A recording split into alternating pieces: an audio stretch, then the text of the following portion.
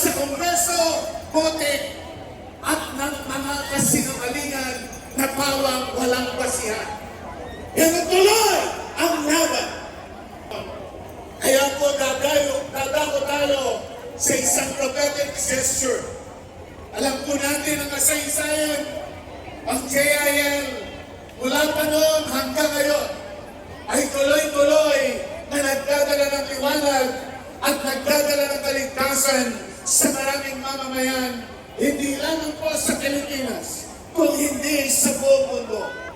Kaya po tayo ay dinala ng Panginoon sa 75 bansa, kasama po ang Pilipinas, na patuloy nating pinalalaganap ang liwanag, ang kaligtasan, at ang kalayaan, ang pagbabago ng buhay, at pagpapala ng buhay na nanggagaling sa buhay ng Diyos. Kaya po sa kabila ng mga pagsubok at kaguluhan sa ating lipunan, katiwalian, kawalan ng katarungan, kahirapan, at pagkakawat ng inindigan na ang Diyos pa rin ang may hawak ng kinabukasan ng ating pong bansa. Bilang bahagi ng katawan ni Kristo at bilang mga JIL people na tinawag upang maging ilaw ng tungkoli. Ang pananagutan na may takot sa Diyos at malasakit sa kapwa. At higit sa lahat, ang pagpili ng pangumuno na inuuno ang kalooban ng Diyos bago ang pagkalupunan na may kilala sa Diyos sa bawat desisyon natin, sa bawat lipunan. Mga kapatid, ito ang panahon upang tayo patuloy mo ang kaisa. Hindi sa ilalim ng mga kulay o pangalan, kundi sa ilalim ng pangalan ng ating Panginoong Jesucristo. Sapagkat sa puso ng bawat anak ng Diyos,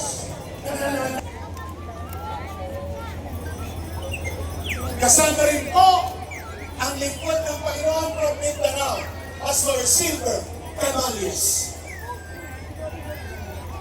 Darako po tayo ngayon sa anointing of oil o prophetic gesture para sa ating pong bansa.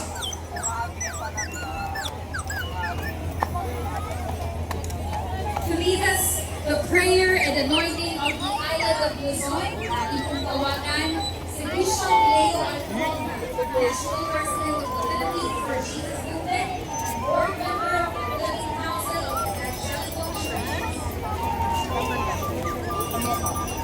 Lord has anointed me to bring good news to the poor. He has sent me to comfort the brokenhearted and to proclaim the happy. Isaiah 61. After this prayer and the anointing of the Holy Spirit.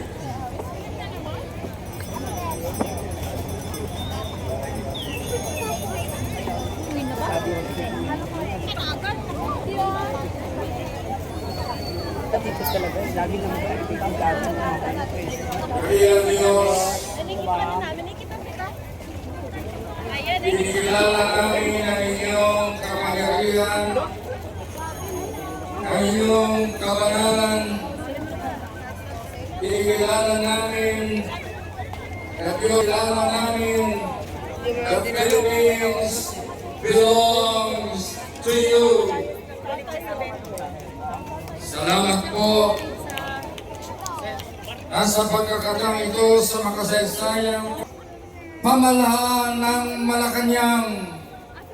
Dito po sa Luzon ng pamahalaan ng panguna ng Senado, ng Kongreso, mga headquarters ng Armed Forces of the Philippines, ng National Police, at ang iba pang departamento dito po sa Luzon. At ang Supreme Court ay dito rin po sa Luzon. Ipinapanalangin this department who rules entire Philippines. Bisitahin niyo po sila, Panginoon. ipadama mo ang inyong panutuntunan, ang inyong prinsipyo, ang inyong standards sa gitna ng maraming mga pagsubok at hamon sa aming panahon. Magdiwanag ang iyong kapangyarihan sa loob ng Malacanang at saka sa mga militar. Akin pong ibinubuhos ang langis na ito para po sa entire Luzon, that the entire Luzon will experience the spiritual breakthrough. Salamat, salamat po Panginoong Diyos. Dakila kang ang tunay. Sa araw na ito dinadeklara of Jesus. Amen and amen. Amen and amen. And your ancient ruins shall be rebuilt, and you shall raise up the foundations of many generations. You shall be called the repairer of the breach, the heart of the nation. And today the heart of the nation has been shaken last September 30 with a 6.9 earthquake in Bogo, Cebu, and there were 10,000 aftershocks. Lord, the whole of Visayas. But we believe, Lord God, that after this shakening, your glory, and by your mighty hands, O God, after this quake, we declare healing upon Visayas. That although we are divided, because we are an island region, we pray that we will be more united to help one another. Your words that has been written and spoken tonight, today, O God, we declare that indeed Visayas shall be repairers of broken walls and even broken lives in the name of Jesus. Today we stretch forth our hands for your glory, for your honor, and for your praise. And right now we declare, Visayas, receive the anointing of the Holy Spirit and never be the same again in Jesus' mighty, holy name. Punta tayo kayo dito. Baka nakalimutan ko. Ma'am Sophie.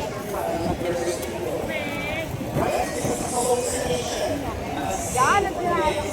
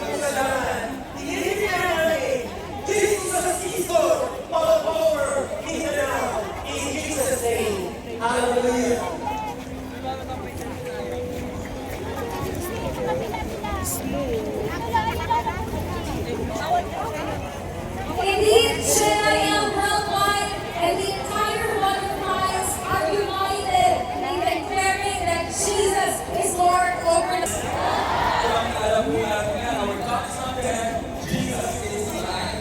And indeed, Brother Eddie and the General Church Catholic Worldwide have always declared that God is alive.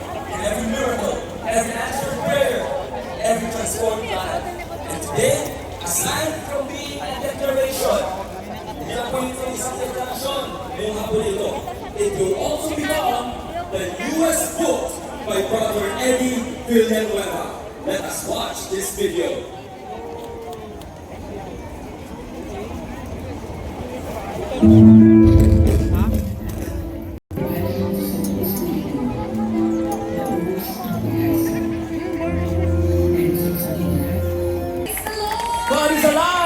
my brother Eddie Villanueva. Amen and amen. Sa isa mong daigdig na nawawalan ng pag-asa at lumalayo sa katotohanan, ang aklat po ito ay isang matibay na patotoo na ang ating Diyos ay patuloy na kumikilos at nagpapahayag. Siya'y nagpapagaling, amen po ba? Nagliligtas at gumagawa ng mga himala sa buhay ng mga tumatawag sa kanyang pangalan. This book reminds us, or will remind us, that the God who parted the Red Sea, the God who walked with Daniel in the lion's den, the God who raised Lazarus from the dead, is the same God who is working among us today. Ininahad po ni Brother Eddie sa librong ng espiritual. O kung ang inyong buhay ay nakaharap sa mga suliranin nating dakilang Diyos na buhay.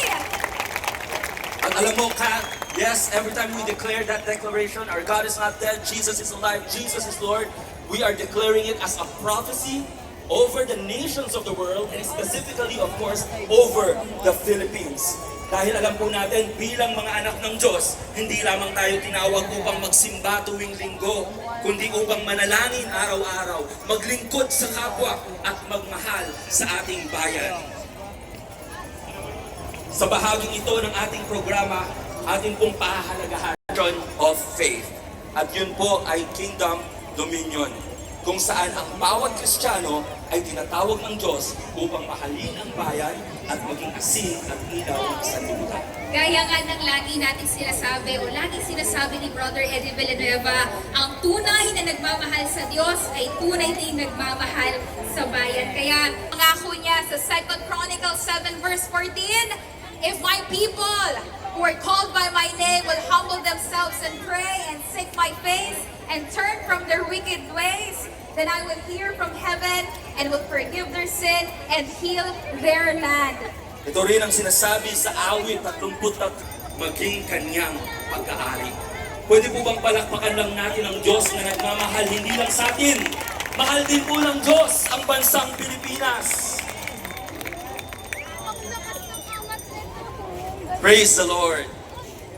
Kaya naman po, sa oras na ito, makakarinig po tayo ng isang espesyal na mensahe. Alam mo, Kat, maraming mga tao naglilingkod sa a Christian leader and a veteran lawmaker with over 32 years of dedicated service to the nation. Hindi po natin siya bisita, may tuturin po natin siyang kapamilya bilang ating kuya, guided by his core principles: honor God, build communities, and transform the nation. He continues to advance legislation to reform education, healthcare, livelihood, and the overall well-being of our country for the present and future generations. He remains steadfast in his vision of a transformed Philippines through faith-based and values-oriented leadership centered on the Lord and grounded in His Word. In the face of corruption and crisis, he believes that the path to healing and transformation begins with repentance. As a nation, as cities, and as individuals. Let us warmly welcome brothers and sisters. Let's give him a JIL, genuine God bless you. Welcome our beloved Senator, Alan Peter Cayetano.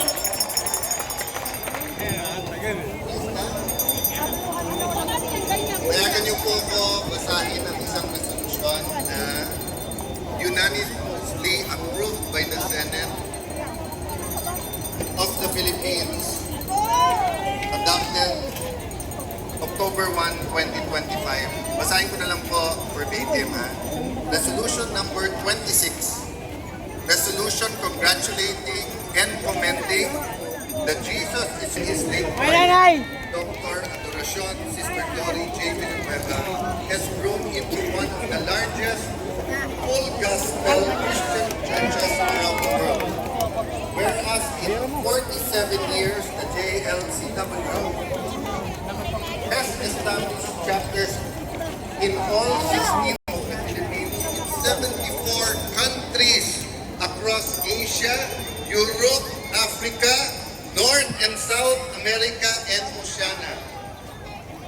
Whereas the Jesus is Lord Church worldwide has faithfully pursued its mission take note po Doon po sa medyo nagtatanggap ngayon, medyo nakikriticize sa pagiging JL.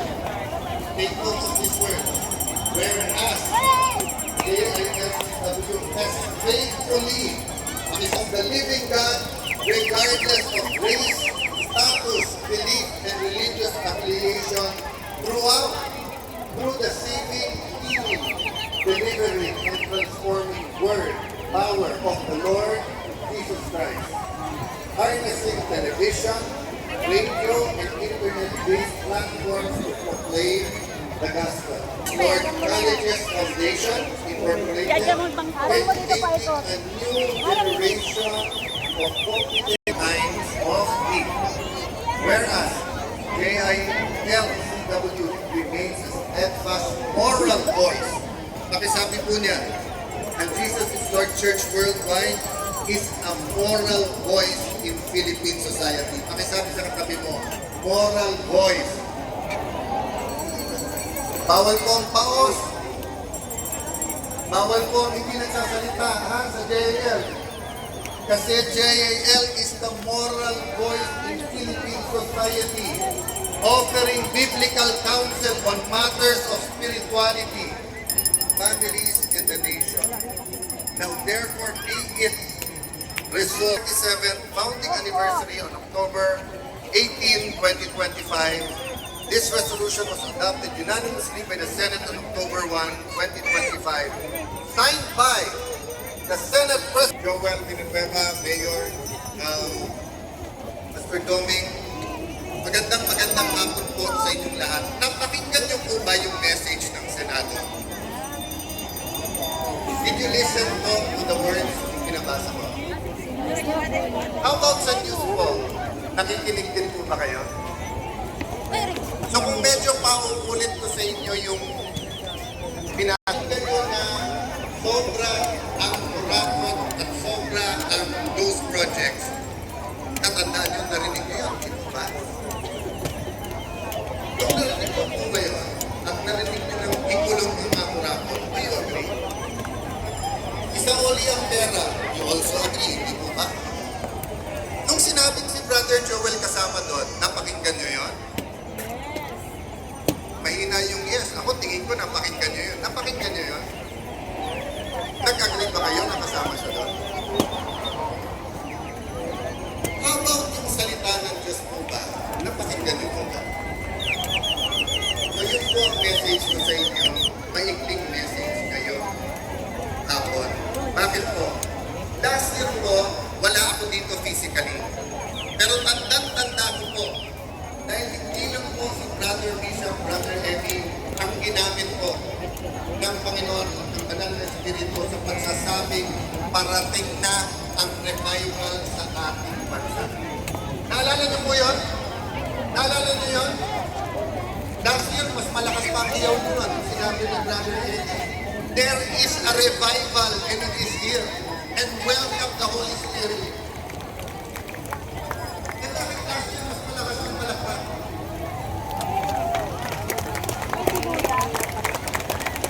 Alam niyo po bakit?